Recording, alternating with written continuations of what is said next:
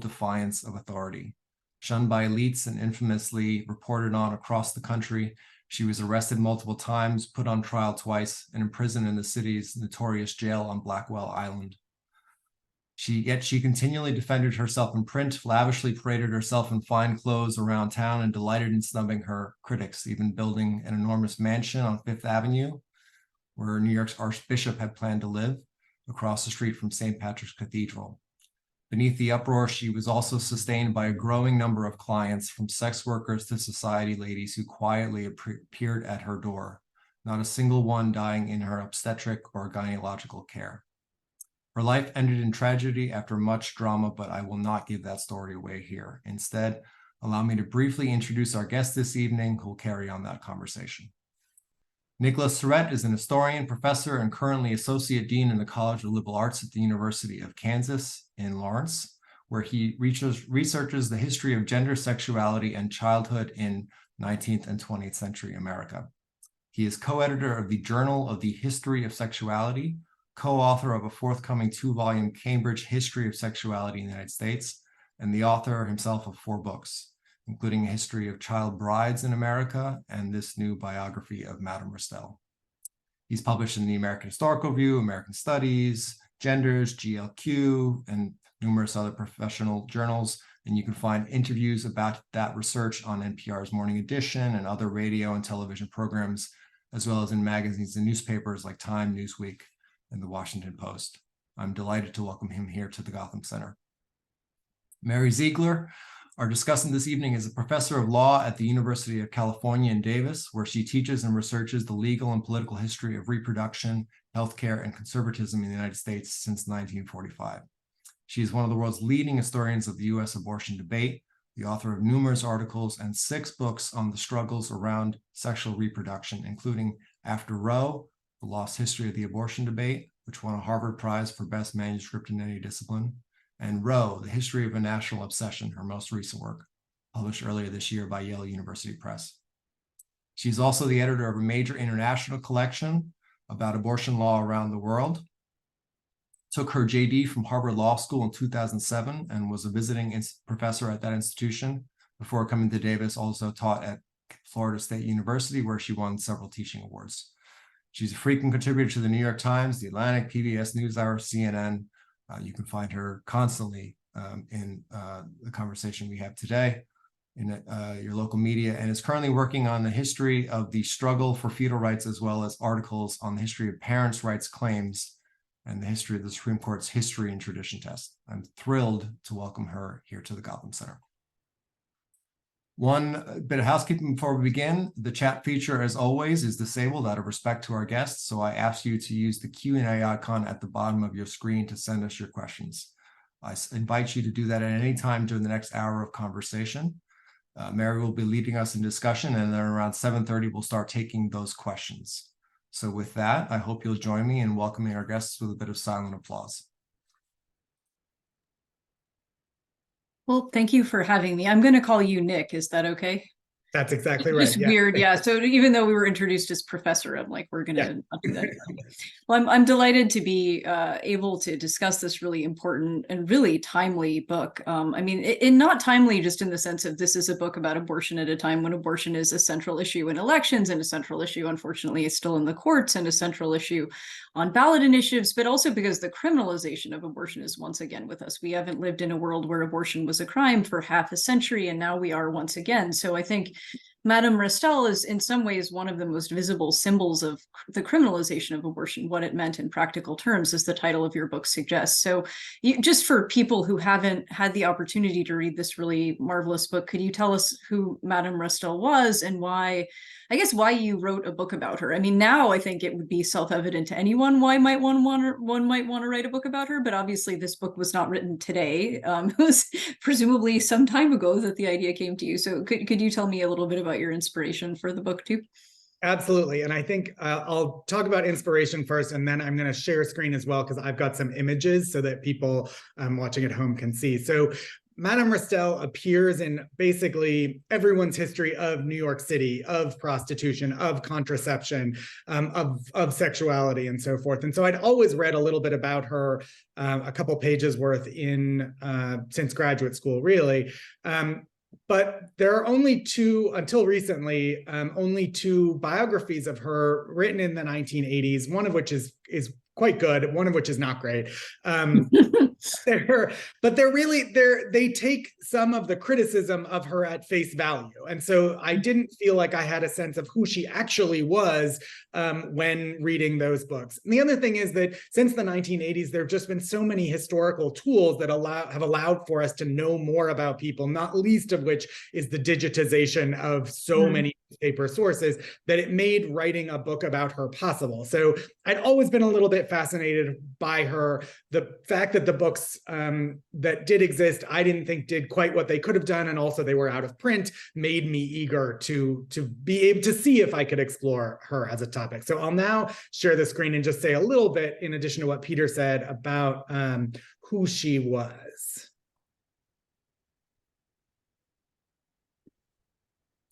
So her name was Anne Trow Summers Lohman. She was born in 1811. She is an immigrant. She was born in a village called Painswick in Gloucestershire in England. And this is a portrait that we have of her. This is the only portrait we have of her before she became a famous person, where people depicted her for their own ends. And so this is from a brooch that we think her husband made for her in the middle of the 1830s. And it shows her as a young woman in her later 20s. So in 1831, she comes to the United States with her husband and one-year-old daughter. And within about a year, under a year of arriving, her husband dies and she's left a widow with a 2-year-old daughter. 2 years later, in 1833, I think she made a living as a seamstress in that period as a single woman. In 1833, she marries a man named Charles Lohman, so that's where she gets her second surname, or her third surname after her first husband. And he and she essentially go into business together. So he's also in the business of selling contraceptives and abortifacients. And she invents herself as Madame Restell in 1839 and is basically in business from 1839 to 1878. And you can see a couple more images here. This is from 1841. This is the first time she's put on trial and receives attention in New York and really throughout the Northeast. This is a relatively sympathetic portrait of her in 1841. The ones that come in future are not really sympathetic at all. This was sold alongside a transcript of that trial that allowed me to recreate the trial.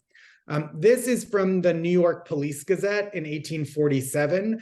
The title, obviously, The Female Abortionist. And you can see coming out of her womb, essentially, is a bat that is also sort of with horns like a devil. The bat devil is feasting on a baby that may or may not be alive at that time. So the coverage is obviously turned at this point and really never turns back. This trial in 1847 is what leads to her conviction. As Peter mentioned, she spends a year in a jail on Blackwell's Island. And she continues practicing through the 1840s, the 50s, and the 60s. She becomes fantastically wealthy as a result of her practice, which is one of the reasons that people objected to her. This is the home that she and her husband built at 52nd Street and Fifth Avenue. And on the bottom level, the basement there, is where she continued to conduct business on the side at 52nd Street and then lived in the four stories above that. So I was attracted to her for some of the reasons that I already said, that representation that I found interesting and appealing didn't exist, but also because she was essentially the symbol of abortion in the 19th century United States, and also became one of the arguments about why abortion should be criminalized. Her very person people objected to, and that partially led to the criminalization. So that's some of the motivation and some of who she was. No, that's really helpful. So you mentioned already that Madame Restell was often referred to as the nation's most notorious abortionist. This is, I think, still a term used primarily in association with Restell, even in contemporary debate. And in the title of the book, notably, you describe her as a female physician. So I was curious if you could explain that choice to us and then explain its stakes, right? What difference does it make if we think of Restell or describe Restell as a female physician? And how did she become kind of the person around whom the idea of an abortionist was constructed, I guess? And what is that idea, right? When people say abortionist and when they're referring to Restell, what did that come to mean? Yeah, so I went back and forth a fair bit about what exactly to refer to her as, as a person choosing a book title. You wanted to say what's going on, but also make a stake for what your arguments are. And I ended up with female physician. In part, she called herself a female physician, and she was not the only person to do so. Other women at the time used that term. And I should say she did not have an MD. She had not attended medical school, but that was not uncommon for male doctors or female doctors or midwives at the time. So I argue she uses that term female physician to say, I am a woman who sees patients medically in order to see to all, and sees women patients medically to see to all of the things that makes them women and makes them different from men. So matters gynecological and obstetric. And I think it's important to know that she did not just perform abortion. She also sold contraception. She sold amenagogues, which are meant to re-stimulate menstruation when the menses have been blocked. And particularly important, she delivered children. Many living babies exited the clinic at Madame Restell's house. So she essentially was a version of a commercialized midwife. So she did what midwives had been doing for hundreds of years in the United States and thousands of years before that in other places as well. So there's no question that by, say, the later 1840s and 50s, the term female physician meant abortion provider in most people's imaginations. That's what they thought it meant, in part because of people like her having claimed that term. I think it's important, though, to at least acknowledge that she might have meant something else by it, because she thought of her services as more wide-ranging, sort of like what we might call patient-centered care today. That is, she provided a number of different services. It is the case, as you mentioned, that she became almost solely identified with abortion over the course of the 19th century, even as she continued to do other sorts of things. And I think separating her out and abortion out from the rest of her practice was a real way of demonizing her. And many people paid attention to the notion that she became wealthy. Not all of her contemporaries did so. Some either eked out a living or, carried on in a relatively lower middle class way. She was the most famous and the wealthiest, but there was a real connection drawn between the notion that as a quote unquote abortionist, she was taking advantage of people. She was only in it for the money. And I think all of those things, she was the original abortionist that we hearken back to when we talk about abortionists today. And I think this has consequences today, in part because when abortion care gets separated out from women's healthcare or just family healthcare writ large, and I think this is a point you make well in your most recent book, Roe, it's easier to demonize it, to criminalize it, to target it for all kinds of protests and terrorism and so forth when it's not seen as part of healthcare writ large. And she's sort of the original example of how that happened. Yeah, and I guess relatedly, I mean, she was also, how did her wealth factor into it? Because I know today, often there's a narrative about abortionists being greedy, essentially, right? That abortionists are different from other physicians, not only in that they perform abortions, which are then designated as something other than healthcare, but in the sense that they're somehow making more money, right? There's this argument that in law, for example, that we shouldn't allow abortion doctors or abortion clinics to sue on behalf of their patients because the doctors and clinics are in it for money in a way somehow that other physicians are not, and that therefore they won't be able to stand in for their patients' best interests. Do you think that in Restell's story, both her wealth, the actual objective amount of wealth she had, and her displays of wealth were weaponized against her in some kind of way? I think they absolutely were. I think what is telling about her story, though, is that when she began in the late 1830s and the early 1840s, she was not wealthy, or she was not particularly not all that wealthier than anyone else who was in business doing what she was doing. And it's also clear that she operated on a sliding scale. She allowed people to exchange household labor for not just the termination of a pregnancy, but also the delivery of a child. She allowed people to pay in installments. So she had a different sort of payment scheme depending on the person who was in need of her services. She did, without question, become the wealthiest of female physicians in her era. And she also clearly was not shy about displaying that wealth. And I think that that did set a sort of a narrative for what an abortionist was like, that abortionists were only in it for the money. I don't think that that's true for her at all, but I think it sets the sort of blueprint for how we talk about abortion providers today. As if, first of all, many abortion providers today are not also in the business of providing lots of different kinds of healthcare to the patients that they see. Again, can't really separate it quite that easily, but as if there is somehow even more money to be gained there than in other kinds of surgery generally, or anything else that abortion providers are providing, that this is a special kind of lucre that is tainted by where it came from, and that it's greater than that available to doctors more generally. I should also add that there were wealthy male doctors at the time who did not come in for any of this kind of censure in the way that she did. So I think part of what contributed to objecting to her wealth is that she was a woman who was accumulating the wealth as well. And her husband was sort of a little bit in the background, which inverted what people thought marriage was supposed to be like in the first place. He should be the face of the marriage, and he was not. Right, that makes sense. So one of the subtitle of the book, as Peter mentioned earlier, includes the phrase, the criminalization of abortion.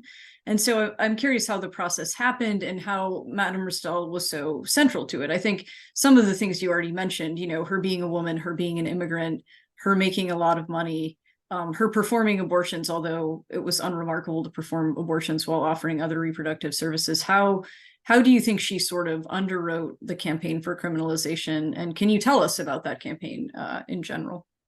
Yeah, I think there are a couple different ways to answer the question about the criminalization more generally. So we know that abortion had been legal in colonial America really until the 1820s, and then it varies state by state. So as most people know, abortion is regulated at the state level. So state by state, state legislatures began to criminalize abortion, and they did so over the course of the 19th century in ways that were increasingly punitive and that involved more and more people in the net of what counted as the crime of abortion. And so Connecticut is the earliest state. New York follows not that far behind, passing new statutes in 1829 that go into effect in 1830.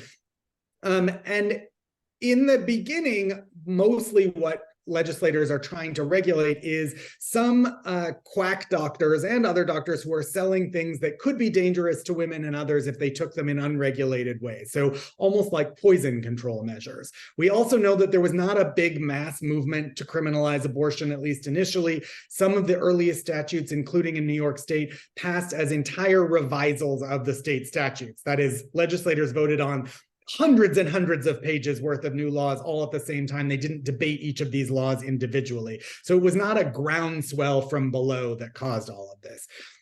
Eventually, though, by the 1830s and into the 40s, there is more objection to some of the services that female physicians are providing, not framed as much about abortion per se, but about unregulated sexuality, about single people having sex. And then the story that I think historians have mostly focused on and is very well documented and with which I would not really want to quibble is by the 1850s, the American Medical Association, which had organized in 1847, really targets abortion and works to influence state legislators across what is still a growing country at that point, but to criminalize abortion. And that story has been told as one of professionalization, that is, doctors want a corner on medical practice. And they could have done that by absorbing abortion into their own practices, but it's clear that they had a testy relationship with middle-class women who came to them seeking termination of pregnancy and were unwilling to be told no by doctors who perhaps might not have wanted to do that. So one of the ways that they reframed what it was to be a doctor or a physician is in part through regulating abortion and through a new specialty, which is obstetrics and gynecology, which then they laid claim to as a way to put midwives, female physicians like Madame Restell, out of business. That's not even that short a version, but that's sort of the short version of how it happened. Right. No, that makes sense. And I think you're right to focus on Restell in the story of criminalization too, because I think she became, for people who didn't know much about abortion or who were unsure what to think about abortion, who were uncomfortable talking publicly about abortion, her story became a kind of justification for these criminal laws that was often told and retold, as you point out.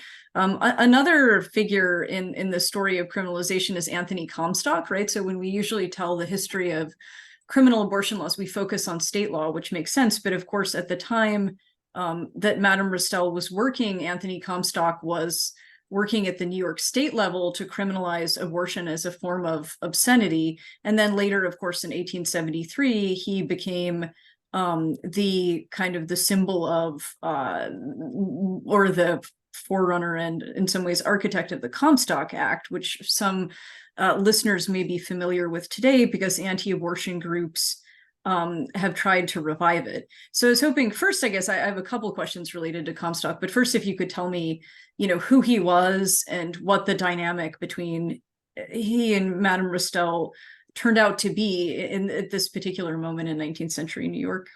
Yeah. So I wanted to return to one thing that you had said earlier, because I realized I did not quite answer your previous question. Sure. Yeah, please. She is not so much, she's not just a symbol, but the word Restellism came to be a synonym for abortion. So I think you're absolutely right that she becomes a bit of a shorthand, basically. Like, what is abortion? Abortion is this very wealthy woman who is breaking the laws and becoming wealthier as a result of doing so. And this is part of why I think people like Restell were so enraging for Comstock. She symbolized a lot about sexual culture that he found awful and frustrating. So Anthony Comstock is a Connecticut-born man who becomes involved in vice crusading, initially sort of in an extracurricular way. After the Civil War, he moves to Brooklyn, and he is offended by pornography, obscenity, drinking, gambling, lotteries, you name it. Anything a little bit fun, he was opposed to. And he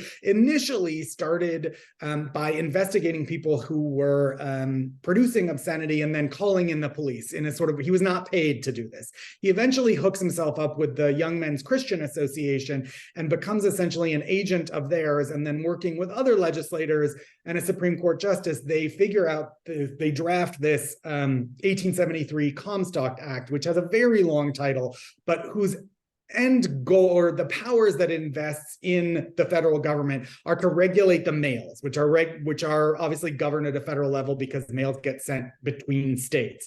And what would no longer be allowed to be sent within states is anything deemed obscene. And that could be pictures, it could be literature, sometimes even medical documents if they describe sexual things, but also contraceptives, abortifacients, anything used to affect contraception or to discuss contraception or abortion as well. So, and then he gets himself appointed postal inspector. He also cooks up a deal in New York State with the New York Society for the Suppression of Vice, where he can call on New York State police at any moment when he's raiding someone. They will come in and do the arresting for him. And that is eventually in 1878 when he has this confrontation with Madame Restell. So over that period, 1873 to 1878, he arrests many people. He tries to have multiple people jailed. He's less successful than he would like to be, but he kept meticulous records that are at the Library of Congress of all of the arrests that he made, where he sort of notes why in particular this person has been offensive, generally related to contraception, abortion, but really a lot related to obscenity and pornography and anything that he believed would corrupt young people or corrupt single people into behaving in ways that he thought were sexually irresponsible, anything related to sex outside of marriage. That's Comstock in a nutshell. Right. So one of the things I think that's interesting about the Comstock-Restell story is that Restell becomes a symbol of Restellism, as you say, and a symbol of abortion. But part of what infuriated Comstock about Restell was that Restell didn't just do abortions, right? It was that she was a symbol of all these elements of sexual and even medical culture that he was opposed to, and many of which he tried to criminalize, right? I mean, if you look at the Comstock Act today, for people who are curious, it's 18 USC 1461 and 1462. This is the language contemporary abortion opponents are trying to revive in literal terms. It went well beyond even abortion and contraception and obscenity. There were catch-alls for other indecent items. So I'm curious how Restell's story tells us, what Restell's story tells us about the ties between abortion and obscenity, or the ties between abortion and the regulation of sexuality or contraception, about how we've in constructing Restell, the abortionist, in subsequent years, we've siloed these things, right, and said abortion is different and not connected to these other things. But for Anthony Comstock, they were very much connected. So if you could tell us a little bit about how those things were understood at the time, that would be helpful. Absolutely. They were all of a piece. And I think what you see happening in this moment, and Peter alluded to it a little bit in the introduction, is that by the early 19th century, cities were growing in the United States and becoming more populated by hundreds of thousands of people who had increasingly different attitudes towards sex and marriage. So more and more people were having sex outside of marriage. There were also, we don't have rates for it, but certainly like growing rates of seduction, sexual assault, that sort of thing. And there was a greater and more open conversation about sex that led to sometimes the production of pornography that was deemed obscene, but also just loose talk that took sex outside of the bounds of marriage, which is where someone like Anthony Comstock thought that it belonged. So a lot of the conversation about Restell and the other female physicians it certainly was not the conversation we have today about abortion that's concentrated on the fetus.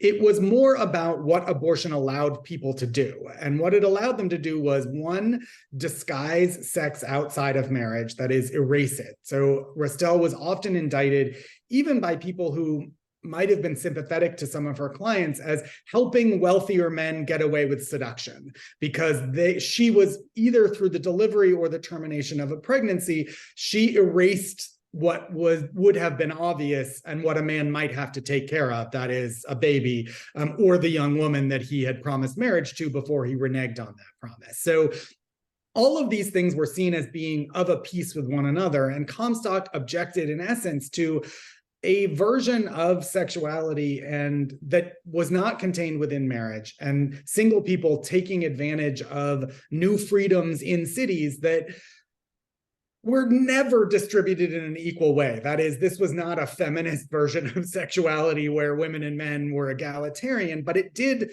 lead to new freedoms for both women and men. And someone like Comstock mostly saw any of these freedoms as being a problem.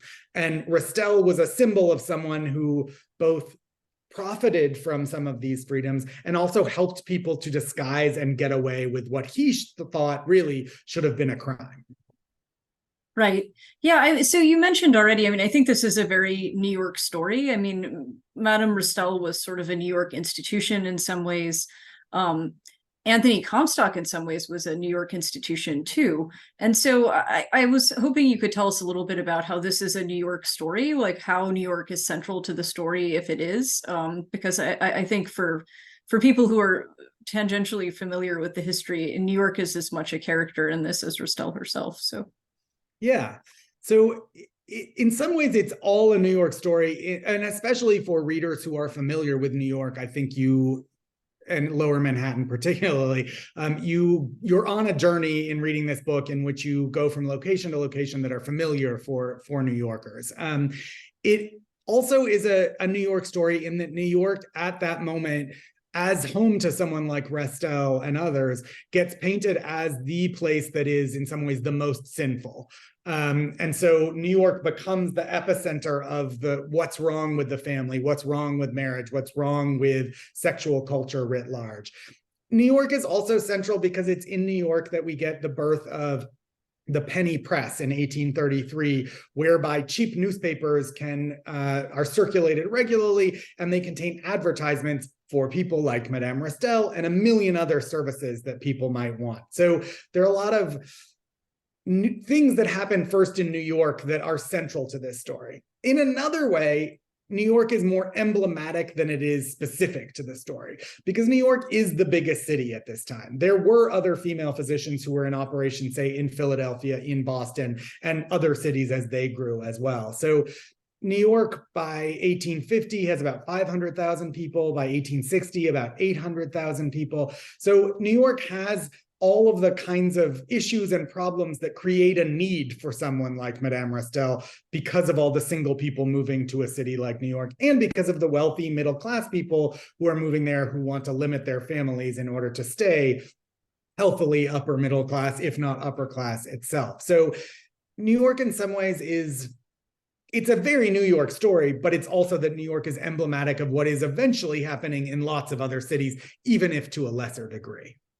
Right. And I guess I have a small question before I have a bigger question. Do you have a sense of why Madame Restell was so successful? Because as you point out, there was a whole sort of ecosystem of female physicians and midwives operating in other cities and in New York too at the time that she was. And so what made her, you know, how did she become Madame Restell and others did not? I mean, I imagine her celebrity may have been an effective form of advertising, but if you could tell us a little bit about that too, how she became before she became the abortionist, how did she become such a successful female physician?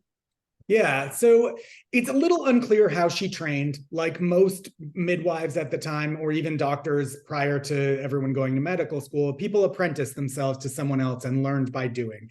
And I have a supposition that she apprenticed herself to a doctor named William Evans, who may or may not have had an MD himself, and learned that way. They have a connection that lends itself to that theory. Either way, I think the key to her success was, at least initially, there's no way one could have known that she was going to be successful in the way that Madame Costello or Mrs. Bird, her one-time competitors, were not as successful. I think part of it is the work that she and her husband did together. So he was also a bit of a master marketer, and some of the wealth that they enjoyed together was wealth that he earned as well. So he sold birth control. He also sold a number of quack medicines, including for infertility, which we still have not been able to cure with a pill, and a variety of other things. So the wealth was jointly owned, but I think they also operated in tandem. And so some of it was the assistance that he gave to her. I think some of it, and this is not a super satisfying answer, but some of it comes down to a bit of luck. That is, she was good at her job, so she was skilled. It is also the case that no one died in her care, which I think is partially a combination of her skill, and it's partially a combination of luck, because we know that many people who died through childbirth, through the termination of a pregnancy, or really through all kinds of medical procedures, were not because doctors were bad, but because of infections. And in pregnancy in particular, because of puerperal fever, before a notion of sort of that everything had to be sterile, and that all tools had to be antiseptic and so forth, lots of people died through no real fault of anyone. And in that sense, she may have simply been lucky, or if people died as a result of her care, they died elsewhere and not in her home, her lying in hospital. I do think, though, that there's plenty of evidence that she cared very much for her job. And so I'm not shocked at the notion that she was good at it, because even when we get people testifying in theory, you know, as a witness against her, they tell stories that show a woman who is attempting to be careful and to care, sometimes physically care for the people that she is serving as well. So I think she put time into it, although some of the answer is a little unknowable. Right. I was curious too. This history comes at a particularly timely in more than one sense, because of course, as some of you know, when the Supreme Court overturned Roe v. Wade in June of 2022, Justice Alito's opinion for the majority told the story about the very period that the book describes, right? So the period at which abortion was being criminalized, a period, and the court tells a story about the relationship between abortion and other forms of reproductive services as well, right? That Justice Alito writes that abortion is and always has been very different from contraception, is and always has been viewed as a crime. Of course, the court in Dobbs doesn't specifically mention Madame Restell by name, but I guess in understanding Madame Restell's story, what can we learn about this account, right? How was the world of abortion in this era that the court thinks is so important to today different from what the court might have imagined? Yeah, I think, put very simply, I think Alito is wrong, and at least about history, or if not other things. But so I think there are two ways to answer it. The first is to note the history of abortion before the 1820s, and that is to say that abortion was legal in colonial America through the early Republican era. So after the founding of the United States through the 1820s, abortion before the moment of quickening was legal. And by quickening, I mean the moment that a woman can perceive fetal movement. And that's probably around the 4th or 5th month, but it depends on the woman and it depends on the pregnancy. But under English common law, which was in effect along the East Coast in the English colonies, abortion was legal before quickening and a misdemeanor after quickening. Those are the laws that were that essentially state legislatures were interfering with when they started to criminalize abortion. So to say that there's a long history of illegality in abortion is to misrepresent the history. But I think it's also the case that for most people at the time, abortion and contraception and female medical care generally were all of a piece. And so we know that there's a very fuzzy line for women in the early 19th century. It's difficult to know if one is pregnant in the first month or in the second month. That is still the case today for some women, but certainly we had no pregnancy tests that exist today. So when women went to the doctor in order to find out why or to be treated for cessation of menstruation, they didn't necessarily know what it was. And it could have been other things: malnutrition, stress, various other medical ailments. And so the very medicines that might be used to treat that cessation of menstruation, called amenagogues, also worked a lot of the time as an abortifacient to terminate a pregnancy. So the line was blurry, and that blurriness was accepted by people. There was not a firm distinction between that which terminates a pregnancy and that which makes a woman healthy and menstruating again. And those people who provided those sorts of medicines were also in the business of selling herbal concoctions that could work as contraception as well. And again, the line between what was contraceptive, what was a amenagogue, and what was abortifacient were themselves blurry and often used the same sorts of ingredients. This was a moment before we had much in the way of very reliable birth control, but all of these things were seen as part and parcel of the same sort of business, and one would go to a midwife in order to obtain these things. So Restell, in some ways, a commercialized version of a midwife, but she was not doing anything all that radical at all when she first started. It was the criminalization of it that made her stand out. But in an earlier era, she might not have. So my next question actually is about criminalization. So now, obviously, in the United States, we're just beginning to see criminalization, well, actual prosecutions, right? We've seen a lot of abortion bans. We're starting to see just a handful. There was a prosecution of a mother and her daughter for abortion in Nebraska, for example. We just recently saw announced in Idaho that Idaho was pursuing charges against a teenage boy and his mother for transporting his girlfriend across state lines for abortion. So I guess what can we learn from Madame Restell's story about how criminal abortion laws were enforced, right? About who was arrested, who was forced to testify, how these things were discovered. Obviously, you know, we may not be able to draw direct parallels because things are different in many salient ways now than they were in Restell's time. But do you think there are things that we can take? Well, I guess first, what was the world of criminalization like? How did criminal laws get enforced? And then do you think there are any parallels we can draw to today? Yeah, I think what you see in a state like New York, but other states were similar in this way. I mean, they all varied. But in New York, as a case study, first what happened was the criminalization of abortion by the abortion provider. But by the time you get through the 1840s, 50s, 60s, and 70s, increasingly, the woman herself could be prosecuted for undergoing the termination of a pregnancy. Anyone who sold an abortifacient could be prosecuted. Anyone who told anyone about it, someone who helped someone get an abortion, or someone who sold an abortifacient to a woman who ended up not being pregnant in the first place and did not use the abortifacient, could still be prosecuted. And what we mostly know is that the laws didn't work all that well. by and large, at least in New York, people were prosecuted when either someone died as a result of the termination of a pregnancy, or the termination itself may not have been what had led to the death, but it certainly revealed what had happened. And so there was both someone who had died and then someone responsible for it.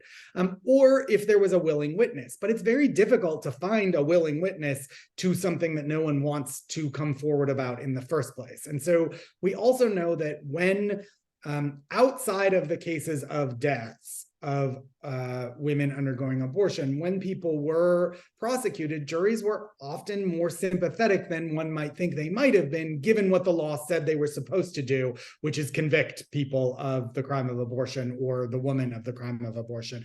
There was a decent amount of sympathy for people, for the choices that people felt that they had to make when facing pregnancies that they did not want to be facing. So I think we live in a different era now, especially when you look at how police are able to track the people who are supposedly involved in the procuring of abortions.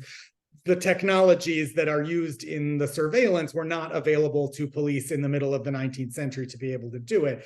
And it's not that there wasn't zeal sometimes on the part of prosecutors or police for doing so, but that is certainly a real difference. The one other thing I would say, well, I guess two other things. One, as more and more laws are passed that are, and here I'm like definitely treading into your territory, but more and more laws that are passed that are more arcane in the ways that they're seeking to prosecute different kinds of people for this crime, I think we see one, that those are not necessarily representative of the will of the people, but of people who occupy state legislatures. And we see that as more and more states are able to vote simply on the issue themselves, they've come out in favor of preserving abortion rights.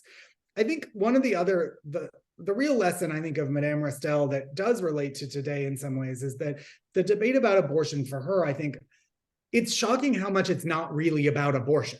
That is, it's about gender. It's about changes in sexuality. It's about all kinds of things changing in a city like New York. It's about women having power. At a certain point, it's arguments about nativism, that is, immigrants are having too many children, and white Anglo-Saxon Protestant women who are married are not having enough children, and people are quite frank about their objections to that and how abortion contributes to it. So it is surprising to someone who knows that abortion debate, and maybe only the abortion debate today, which is framed largely around fetal life, how much that's not central to what's going on then. And I think that it would be wise of us to understand the ways that so many of those issues around gender and sex and women's roles are still what's really undergirding so much of this, even if we're actually having the technical debate about the fetus. Is that really what this is all about? Yeah, I think another thing that's another interesting parallel to today, another question I wanted to ask you is how did someone know that an abortion was what was being prosecuted, given the difficulty of distinguishing, whether a drug was functioning as a contraceptive or a menagogue or an abortion?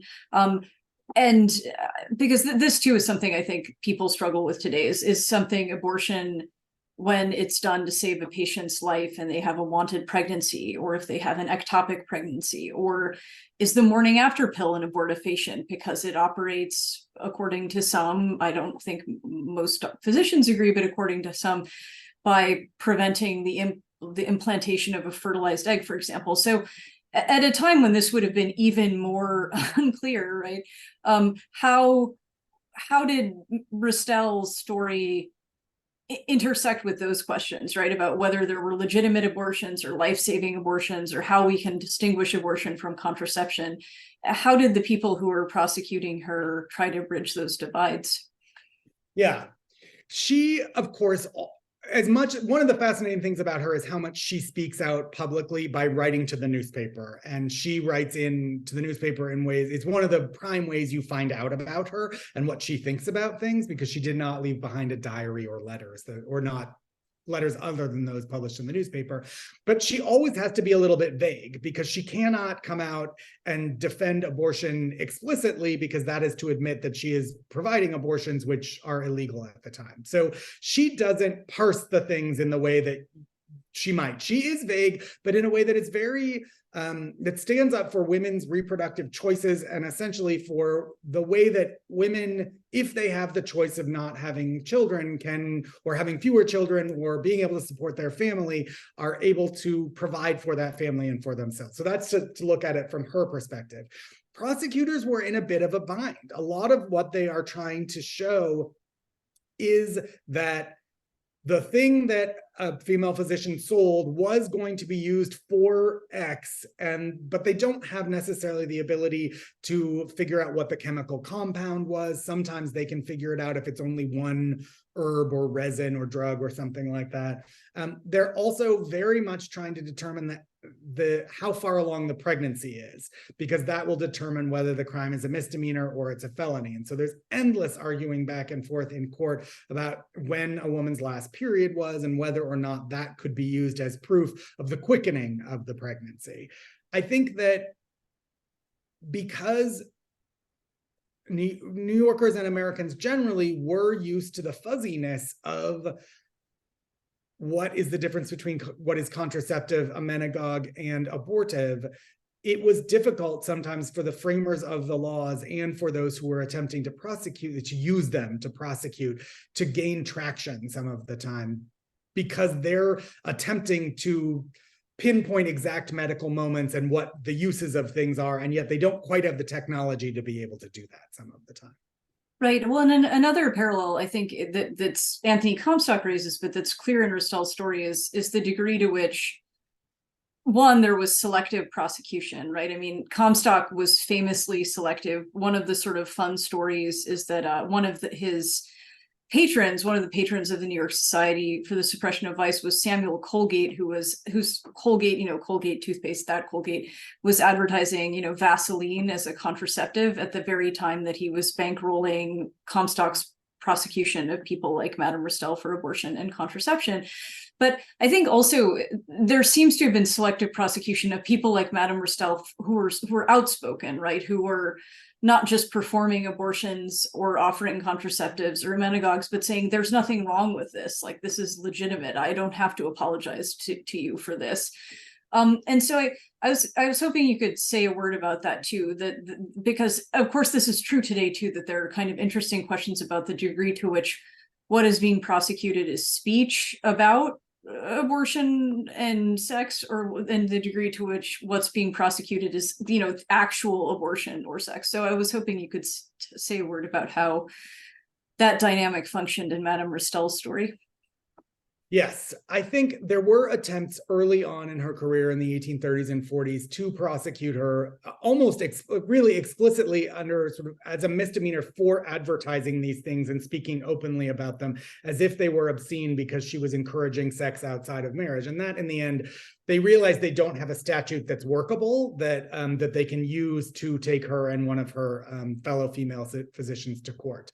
But I think that the more famous she became, and she continued to advertise almost daily in multiple newspapers, the more she became the target for those who not only wanted to put her out of business, but also I think wanted to seem as if they were capable of enforcing the laws that had been passed. So long as someone who was this famous continued to defy the law, it was more of a thorn in the side of someone, not just like Comstock, who did not, at least in New York, have an official sort of role there. But, if you were the mayor of New York, if you were in the police in New York, she became a symbol for the very popularity and flagrancy, in some sense, of what she was doing is what they wanted to eliminate. There's no question that all kinds of other people in much more under the radar ways continued to operate. And I think many of them serving small communities or more impoverished communities, but making where they could not afford to advertise. But, through word of mouth, people were also, able to access what they needed in a city, at least like New York, where there were plenty of people selling.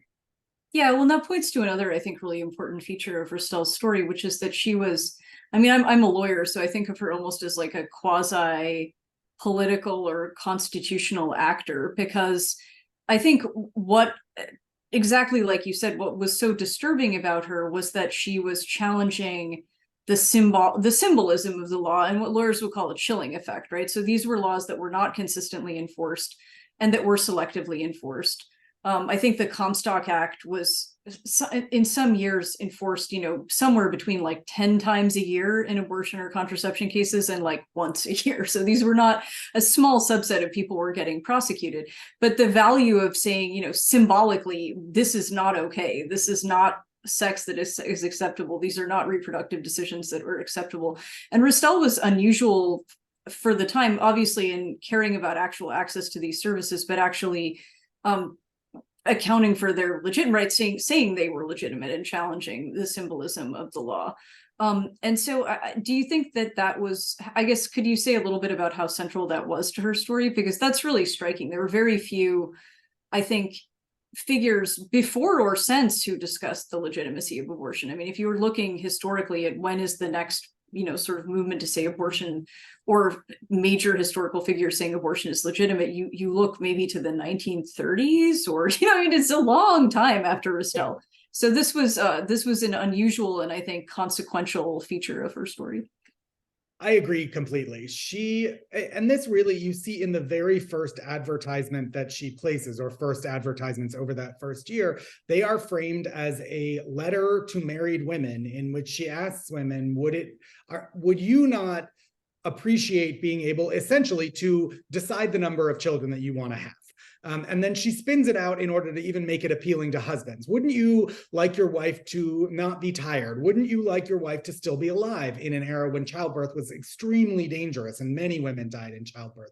So she appeals to people in a way that treats what she is offering as both legitimate and also acknowledges the way that it might be necessary. So she rarely, only in the very, very, very beginning does she even hint at the word abortion. So otherwise it is vague and disguised because she knows she's skirting around the law. But in lots of ways, when she gets arrested or when she's tried and then she writes into newspapers, she's again, not forthright because she can't be, but she is very sure of herself and sure about the ways that what she's doing is helping women, and in a way that did not happen at the time. Even, we know from historians who've studied the earliest suffragists and the women's rights advocates from the 1840s onward that women who advocated for women's suffrage and women's rights were in a bit of a bind. They wanted to be respectable and seen as respectable in terms of sexuality, so they didn't openly advocate for abortion.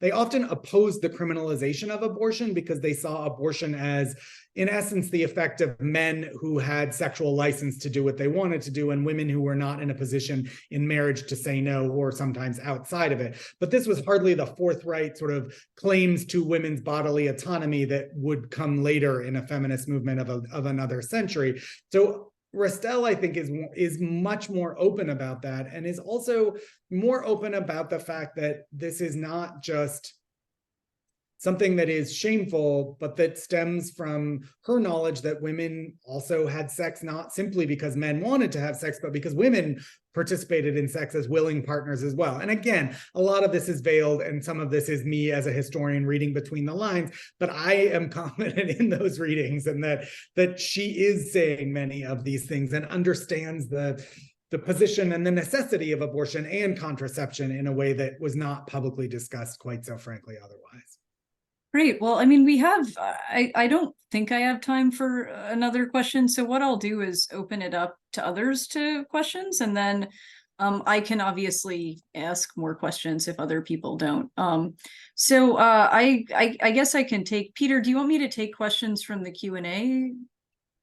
You're more than welcome to. I was going to do that, but we're always happy to have more of you, Mary. Okay, great. Well, thank you. So one question asks, you mentioned, Nick, the wealth of newspaper resources you had available to you. So what other, I guess, how else did you get close to Madame Restell? Did she leave any kind of archival record? Did she have correspondence? Personal reminiscences, diaries, so on, and the questioner asked as well, how close were you able to get to a sense of who she was as a person? That's a great question. And it was, I will say, the sort of the hardest part of writing this book, which is in some ways a traditional biography about a person, but also tells this whole other story as the background. If she had personal correspondence and a diary, I did not have access to it. And in fact, I know another historian who was able to contact her descendants who live on Long Island in New York to this day and did not know, in fact, that they were related to her. So if those things ever existed, they did not make their way into an archive or to the descendants as well. So I accessed, to the best of my ability, what she thought, in part through the newspapers that I mentioned, but also there are a fair number of court cases, and some of those cases are about the crime of abortion or selling contraception. But there also were some cases involving her family that really just had to do with money and these sort of internecine family debates, but that paint a fairly good picture of how things worked within the household. So she was married, she had a daughter from whom she was estranged, she lived for many years and cared for her grandchildren. She also lived with her brother who worked with her, and a lot of that dynamic about how the family interacted with one another and how they got along is available in some of these court records that are largely unrelated to abortion that I found at the State Library or State Archives in Albany.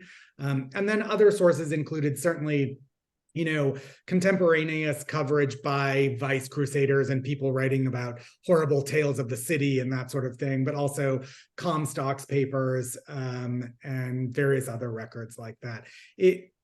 I was pleasantly surprised by how much you get to learn about her when she writes into newspapers, and then other people's testimony about her and the way the household worked. But that was the challenge of the book for sure.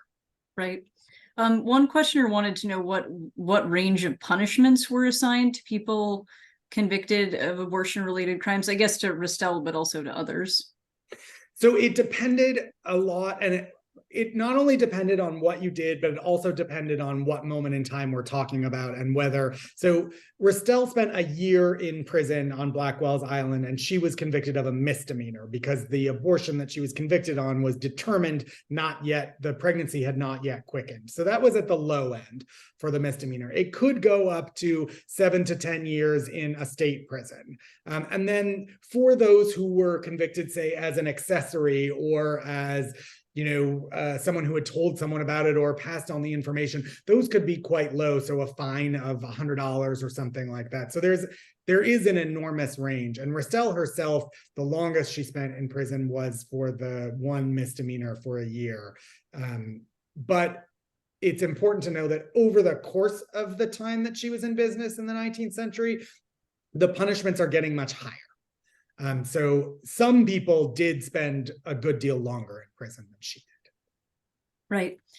So another questioner asked whether the Catholic Church had any role in her persecution. I think this may be someone who's thinking of, the sort of contemporary pro-life or anti-abortion movement and its antecedents in the 1960s. So if you'd speak a little to that, that'd be great. As an institution, the answer is no. That is the Catholic Church as an institution. It is remarkable the degree also to which abortion was not an issue of party politics. Abortion was not even trying to find debates about how these new statutes were sometimes passed in state legislatures. There's very little in the record of debates in the legislatures. In part because they get passed as these revisals of laws altogether. But no, it is absolutely the case that religious people like Comstock, who was a Congregationalist and had been raised in a Puritan tradition, who had very set notions of what was sinful, objected to abortion, but really because of its relationship with sexuality. And so conservative religious people did object to abortion and would have been in favor of the limiting of abortion and would have been horrified by Restell, no question. But it was not an organized religious question in the way that it would become in the 20th century. Right. So you have some fans at the Center for Reproductive Rights who say, quote, Nick's biggest fans at CRR want to know, was there anything in Madame Restell's background that informed her views? Essentially, how did she have really ahead of her time sensibilities when that would have been really strikingly unusual? That's a great question. Hello to my fans. They need to start sending you flowers, Nick. These just like questions on Zoom is not going to cut it anymore. One supposition that I've made is, so we know I mined records basically on ancestry.com to discover that Madame Restell was one of 9 children. So she was the 4th child of her mother, 3 before her, and then there were 5 after her. And that's not unusual for this era in history, but this is a girl who sees her mother give birth to 5 additional children and sees her raising 9 children altogether. So we also know that Restell herself only had 1 child, and she only had that child with her first husband, who died when the child was about 2 years old. She had no subsequent children. It's possible that she and her second husband, Charles Lohman, were simply unable to have children. I tend to believe that she, through her childhood experience and then the experience of just seeing those around her, and her moments, 2 years as a single mother, raising a baby essentially on a single mother's bad wages as a seamstress, made a series of decisions about what was good for a woman, and what was good for that woman in particular.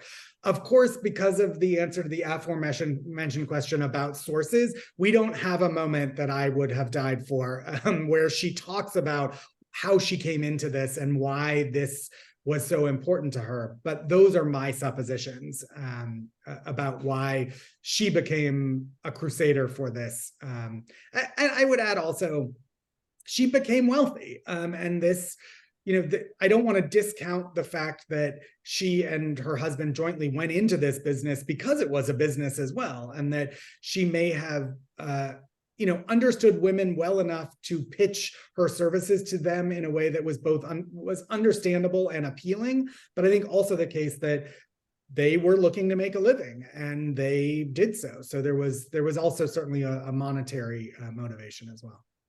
Right. Someone had a question about her death. How did she die? Do we know why she died in the way she did? If you could talk a little bit about that. Yeah. So in 1878, she is essentially arrested by Anthony Comstock.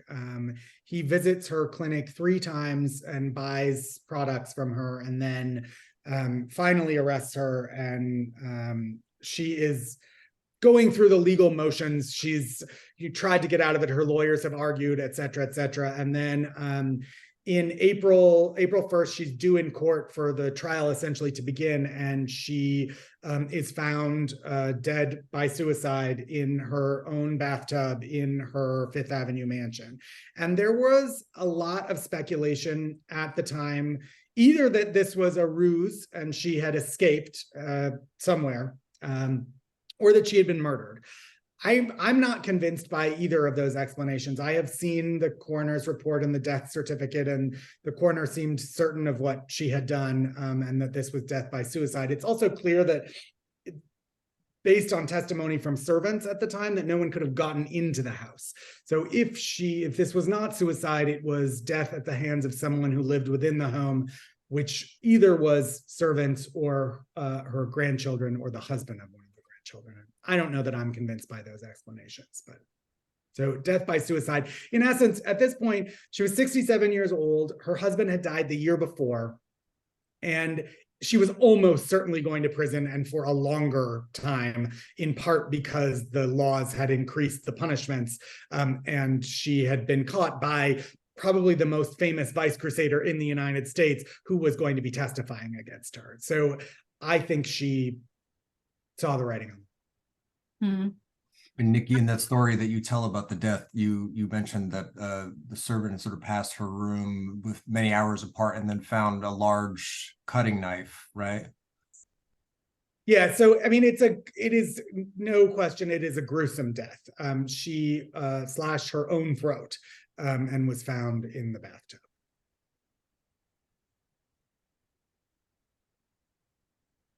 We have another question here about the other books. So Susan Resnick asks about you mentioned earlier about the books in the 1980s. Yeah. Did you say a little more about what you found dissatisfying, or what you found that was different?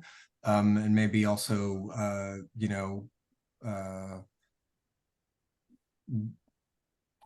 where the books differs from the other recent biography. Yeah. So the two books from the 1980s are Scandalous Lady by Alan Keller. And that one I don't have much hesitation in saying is just not very good. And it's sort of like a sensationalist account that is not particularly wedded to the facts. And then there's The Wickedest Woman in New York by Clifford Browder. And I think that one is actually quite solid. But it does I think it relies a little too much on some of the criticism, and so she still remains a bit of a caricature.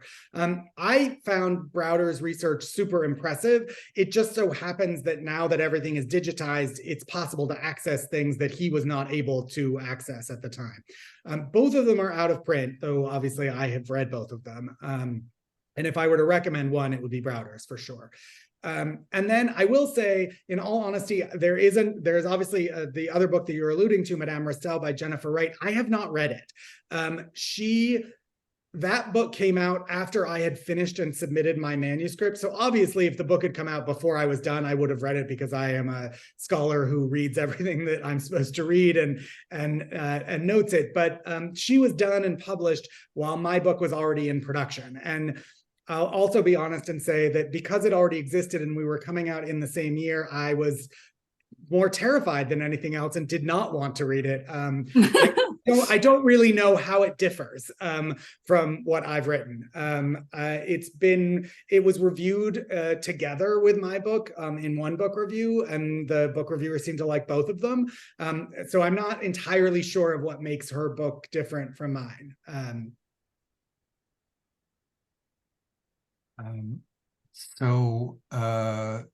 There's a question here from Anne Brink Jensen who asks, I'd be interested in learning more about the relationship between her home life, working out of the house, accepting labor and her medical life. Was this common for female physicians of the era? Did she have apprentices? Did she keep her methods private? And what happened to the house? Yeah. So it was very common to work out of the home. It was common for almost everyone to work out of the home, no matter what they were doing. That is, there was very little difference between home and store, home and clinic, home and veterinary practice, home and whatever it was that you were doing. People often just could not afford, especially starting out, people couldn't afford the separation of business and home in the way that we would think now you would go to another place, but these were co-located things.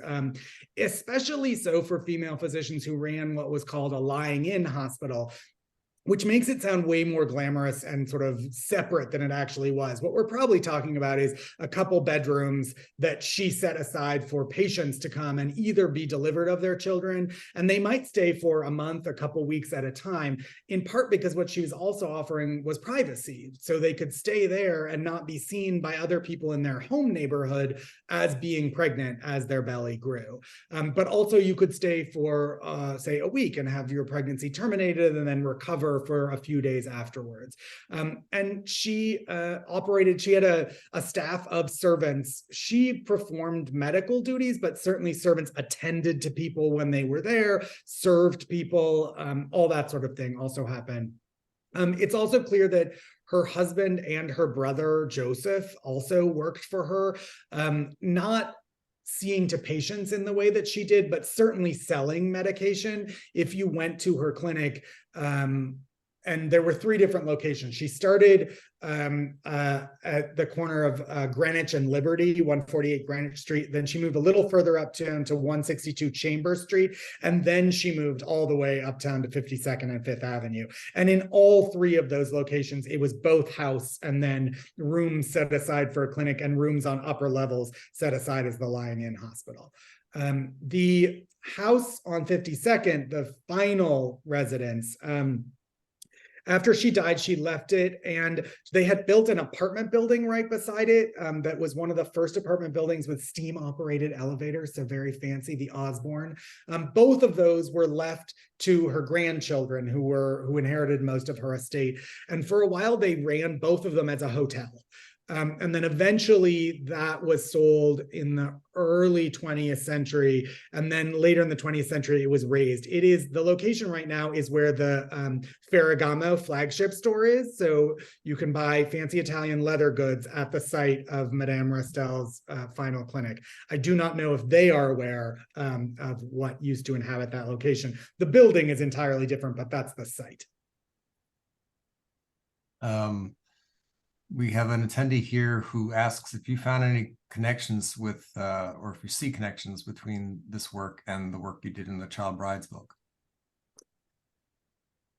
Good question. I think the one way that I see some connections is about, so one of the things that forced young people to get married, forced in their minds and the minds of their societies to get married, was pregnancy. And so there's definitely a focus in this book on young women who find themselves pregnant when they do not want to be, sometimes as the result of coercion, sometimes assault, sometimes just relationships gone wrong, and either are delivering or terminating pregnancies in the offices of female physicians. And I should say, one of the reasons that female physicians like Restell were more likely, we think, to, or I think, to see single women is that married women could call a doctor or a midwife to their home to give birth.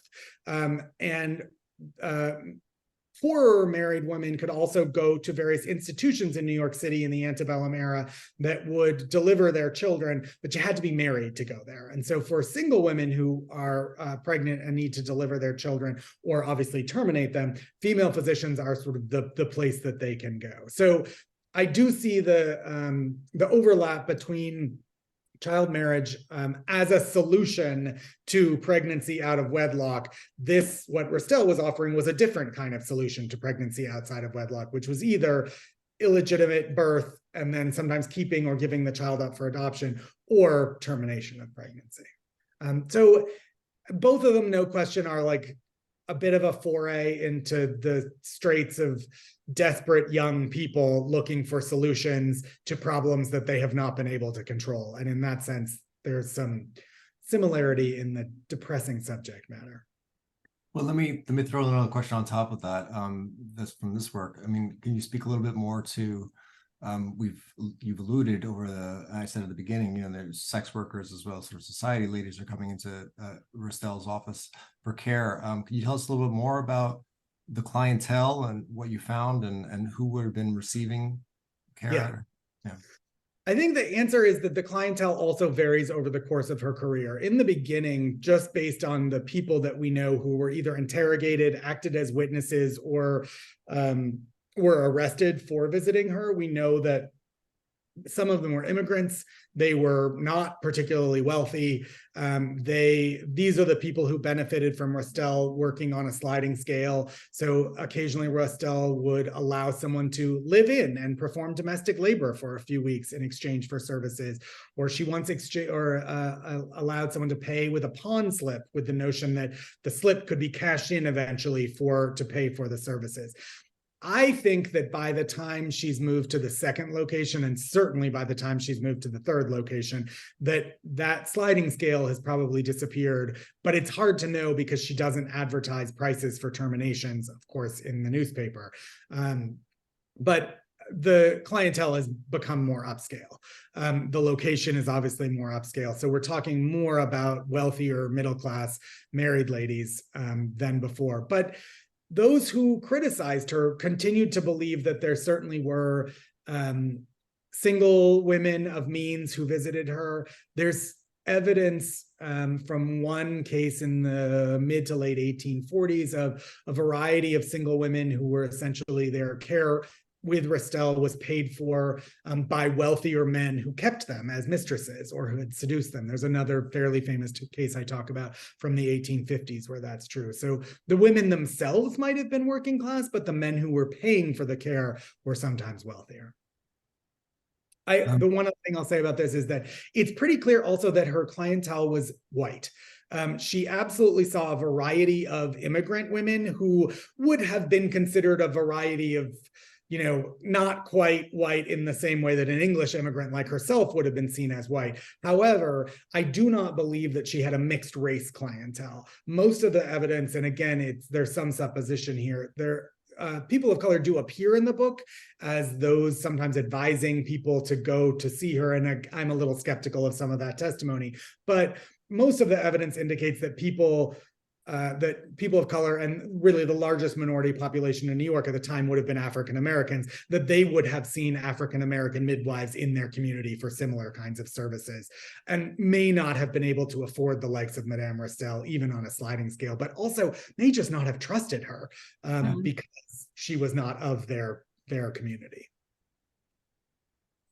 There's another question here about the way that pregnancies resulting from rape or incest were perceived in the era. And if I can just add a little bit onto that too, comment you made before about how, we shouldn't make, I think you're dead on, the sort of categorical error of assuming that because the law was passed, it reflects majority opinion. So I would just throw onto that, sort of want to hear more about what you found, what you know about popular opinion at this time.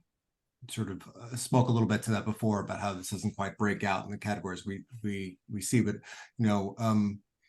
there's obviously support for her that with the community, with their clientele, but I wonder how far beyond that it reaches. Yeah, I think it's a complicated question because we know that there was not an enormous amount of belief in the existence of rape or incest itself at the time, that it was enormously difficult for women to convince people that they had been sexually assaulted by someone that they did not know. That was the most convincible, somewhat like today, and much more difficult for women to be able to convince people that they'd been sexually assaulted by someone that they knew, and especially someone that they were related to. So there was not an enormous public discussion about, is abortion a suitable sort of solution to the problem of rape and incest, in the way that that's the exception that many people will agree on today about when it could be permissible, even if they say that it's not permissible otherwise. What there was a big discussion about was pregnancy as a result of seduction. And so in a variety of ways, seduction, depending on the state you live in, either could be a civil, one could bring a civil suit, a father could bring a civil suit for seduction. And then eventually over the course of the 19th century, some states criminalized seduction. And there was a good deal of sympathy, especially by working class people, for working class girls who had been seduced by what they presumed was an older man who had tricked and lied, and sometimes was their employer, especially in a domestic situation. And there's a fair bit of evidence that working class people rallied around those women, even when they terminated a pregnancy, if they gave a child up for adoption. There's one famous case, a woman named Amelia Norman, who was kept by a man, terminates a couple different pregnancies, tries to murder him, and she is acquitted by a jury in New York because there is so much sympathy for the fact that he played her, in essence. He strung her along for a good long time, and she is presumed to have had sex because he was making promises to her. So for the seduction narrative, there is much sympathy. And I think we can know, even if it wasn't recognized quite as publicly at the time, that the line between what is seduction and what is sexual assault was very blurry at the time. And so there could be sympathy for that, even if talking about sexual assault openly was not done as much. That's not universally true, but I think in relation to abortion, I saw little evidence of people making the argument that in cases of rape, this is acceptable, that sort of thing. And in terms of the success with which the Vice Crusaders had in swaying or creating majority opinion on this, what do we know? What did you find? And I would actually be curious to hear what Mary thinks about this too, but I'm less convinced that the Vice Crusaders actually persuaded everyone and that this was the majority opinion. I think it was enormously difficult to stand up to the Vice Crusaders and argue for anything other than obscenity is bad, abortion is bad, having sex outside of marriage is bad, even as people continue to do all of those things. And there's plentiful evidence that people were consuming obscenity and porn. They were definitely having sex outside of marriage. Commercialized sex grew enormously over the course of the 19th century, which is, I think, one of the reasons we know also that the birth rate declined over the course of the 19th century. So lots of people were practicing all of these things, but it was very difficult to argue back in a way that would not, especially for women who were not meant to be arguing back at all publicly, so they can't really defend any of these things. But I think even for men politically, it would be challenging to stand up in a way that now at least we can stand up for freedom of speech or something like that. I think those would be difficult arguments to make at the time. But really, I would be curious to see what Mary thinks. Yeah, I mean, I think that's right. I think there was...